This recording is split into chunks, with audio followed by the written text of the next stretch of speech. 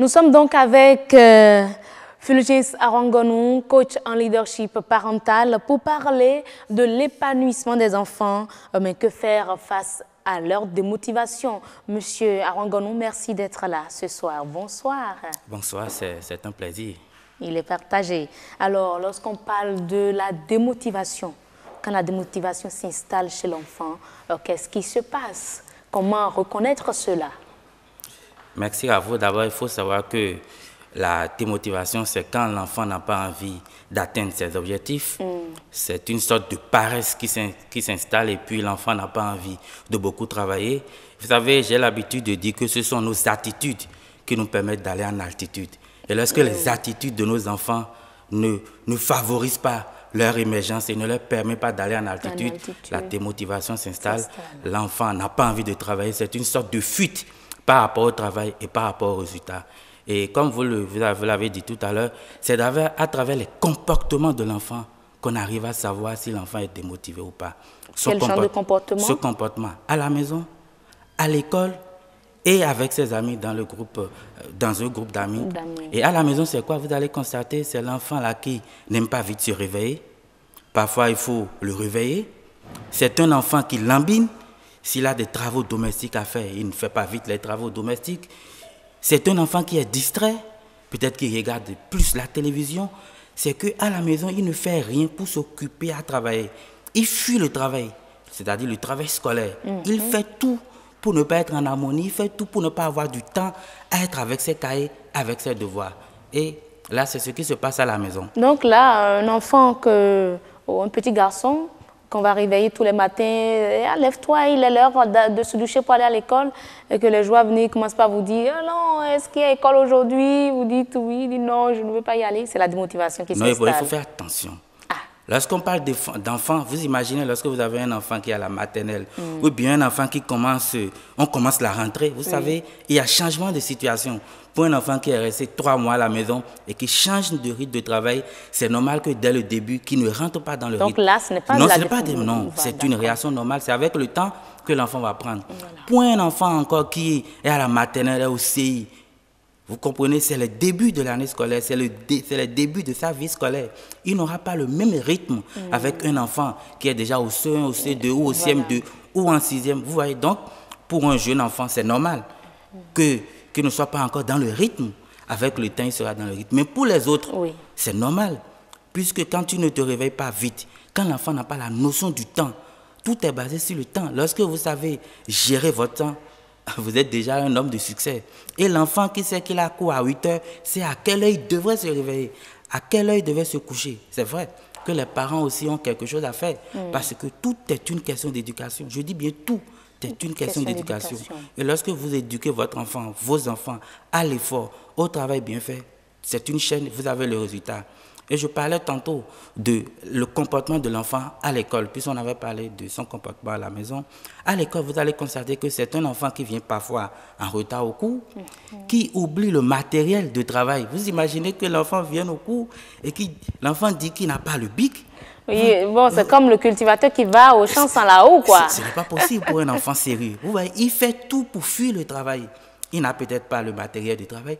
C'est souvent un enfant qui gagne souvent les mauvaises notes. Parce qu'à la maison, déjà, il n'a pas le temps pour se consacrer au travail.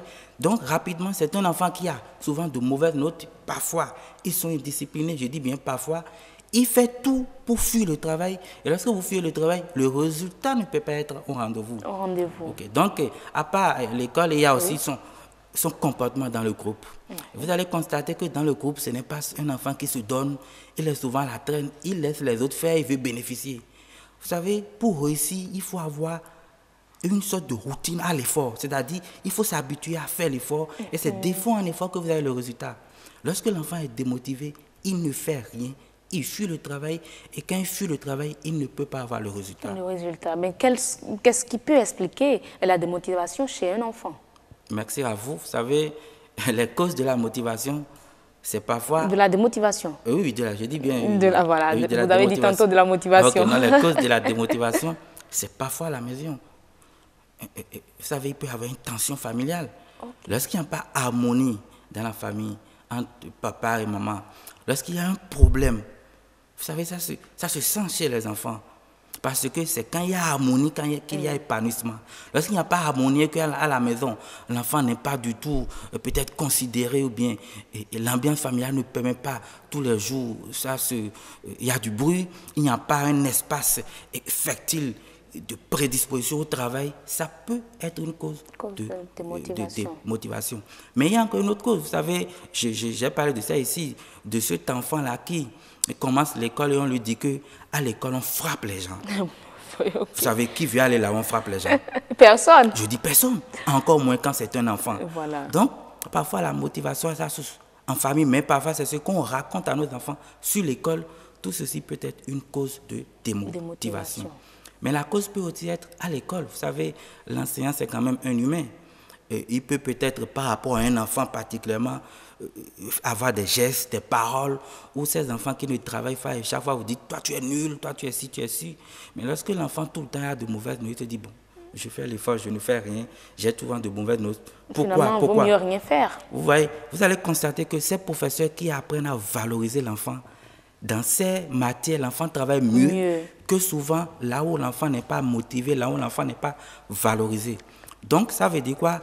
À l'école, parfois, quand bien même l'enseignant ne sait pas, à travers ses propos, à travers ses faits et gestes, tout cela concourt à la démotivation chez l'enfant.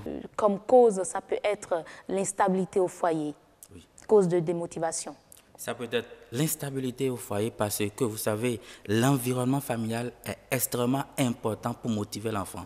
Lorsque l'environnement familial n'est pas un facteur qui prédispose, qui amène l'enfant à connaître d'abord, à avoir une stabilité dans sa tête, vous comprenez avec moi que ça peut être une source de démotivation. Il y a un problème psychologique. Si l'enfant n'est pas libéré dans sa tête, il pense à la situation de ses parents, il n'est pas libre dans la tête. Parce que pour réaliser, pour aller en altitude de ses compétences, il faut avoir la tête complètement dégagée et penser à travailler. Mais lorsqu'il y a un frein à cela, lorsque vous êtes anxieux, vous avez une préoccupation dans la tête liée au bien-être de votre famille, je ne vois pas comment vous pouvez travailler. Même pour les grandes personnes, ça constitue une source de démotivation. Alors, chers parents, pour éviter toute démotivation de vos enfants, évitez tout problème de couple, de foyer. Cela ne veut pas dire qu'il y aura pas de... Que l'harmonie s'installe pour la motivation chez l'enfant. Oui, et les parents peuvent avoir de problèmes, mais il ne faut pas exposer ça aux enfants. Vous savez, ce n'est même pas un souhait. Okay, alors, donc, autre démotivation, j'ai dit, autre cause. Il y a aussi l'école. Il y a l'école parce que, vous savez, il y a de ces professeurs, de ces enseignants qui sont rares parce que j'imagine les enseignants, c'est des hommes et des femmes de qualité qui maîtrisent bien leur métier. Mais parfois, l'enseignant peut avoir par rapport à un élève, peut-être qu'il ne travaille pas bien, peut souvent dire, toi tu es nul, toi tu es si. Vous savez, moi j'ai connu ça parce qu'en son temps, je n'étais pas brillant en mathématiques. Alors que mon frère était un star, était quand même un bon mathématicien. Il me disait, mais est-ce que vous êtes vraiment de même père? Vous imaginez, on me dit si je suis du même père avec mon frère parce que lui il travaille bien en maths et que moi je ne travaille pas en maths.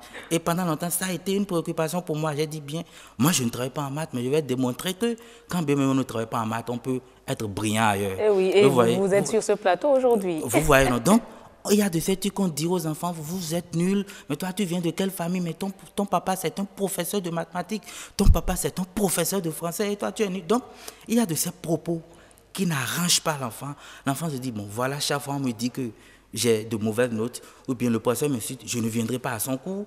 Et quand tu ne viens pas au cours, c'est parce que tu es démotivé. Quand tu vois le professeur, tu es dit, mais c'est comme si le ciel te tombe sur la tête. Donc, à l'école, il faut que les professeurs aussi encouragent et motivent les enfants. Vous allez constater, comme je le disais tantôt, que dans ces matières où les professeurs encouragent, quand bien même l'enfant ne travaille pas, on a envie de faire plaisir à ce professeur, on a envie de faire mieux. Mais quand c'est le contraire, on laisse tout et puis on lâche. Donc c'est important, les professeurs doivent faire beaucoup attention à ce qu'ils disent, combien de fois ils valorisent leurs élèves. Et parfois en groupe, comme je le disais, vous allez voir qu'il y a de ces enfants où en groupe, ils n'aiment pas travailler ou bien, et les autres leur disent, oh, toi tu ne travailles pas bien, on a tendance à l'exclure du groupe parce qu'il n'a pas le même niveau que les autres. Non, il faut faire attention. Quand bien même dans le groupe, il n'y a que des premiers, il faut rallier ceux-là aussi qui n'ont pas le même niveau et les accompagner. Parce que l'envie de bien faire naît du fait qu'il y a des résultats qui suivent. De 2, vous passez à 5, à 10, à 12, et vous allez voir celui qui est peut-être nul, motivé et devenir le premier de la classe. C'est des trucs qui arrivent, c'est des situations qui arrivent.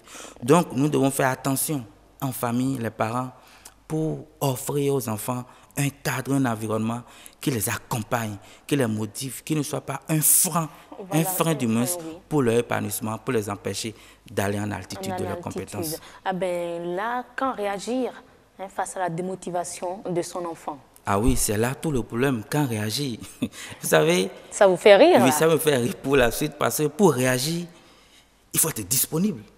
Eh oui, ça c'est vrai en plus. Vous vous rappelez qu'on a dit ici sur le même plateau que pour avoir des enfants heureux, épanouis, la toute première chose, c'est la disponibilité des parents.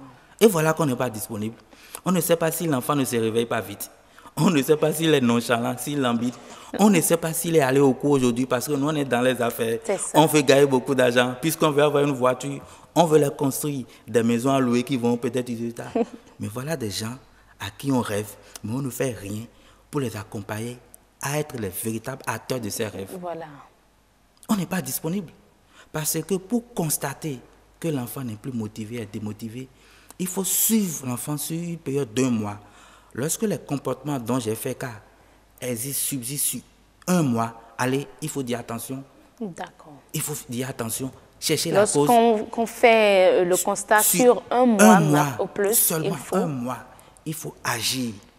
Mais voilà qu'on n'est pas disponible. Comment agir? Alors j'interpelle les parents. Je nous interpelle. Vous savez, pour agir aussi, il faut aussi savoir peut-être que les mauvaises notes tombent. C'est vrai que les enfants n'aiment pas ramener à la maison les mauvaises notes. Mais si vous n'allez pas... Il y a de ces parents qui ne connaissent même pas le nom de l'établissement de leurs enfants. Non, tout Je parle souvent des hommes. Même. Je suis sérieux. Nos mamans, c'est que c'est des femmes, c'est de braves femmes. Elles font tout pour qu'on soit là où on est. Mais il y a de ces hommes, ceux qui me regardent à la maison. Vous êtes à côté de votre papa. Demandez-lui s'il connaît le nom de votre établissement. Alors là... Si vous avez un maître ou une maîtresse, j'en connais ce que je dis. C'est des cas, c'est du réel. Vous savez que nous rencontrons souvent les parents. Oui, les parents viennent nous voir. Et il y a de ces papas qui ne sont pas là, qui ne connaissent pas le nom de l'établissement de leurs enfants, qui ne connaissent pas s'ils ont un maître ou une maîtresse. Et c'est à la fin qu'ils disent, bon, est-ce que l'enfant passe ou pas? Donc, je nous exhorte, je nous demande de jouer notre rôle de parent, d'être disponible, d'être suffisamment disponible pour prendre soin de nos enfants. C'est notre plus grand héritage. Et nous devons œuvrer pour qu'ils deviennent, pour qu'ils puissent nous accompagner. Parce que, comme nous tous on court vers l'argent, quand nous allons gagner l'argent et nous allons faire des trucs avec l'argent, si demain nos enfants ne sont pas là, c'est qu'avant même qu'on ait quitte cette terre, ils vont nous réclamer leur héritage. Puisqu'en temps, on ne leur a rien appris. Ils seront des enfants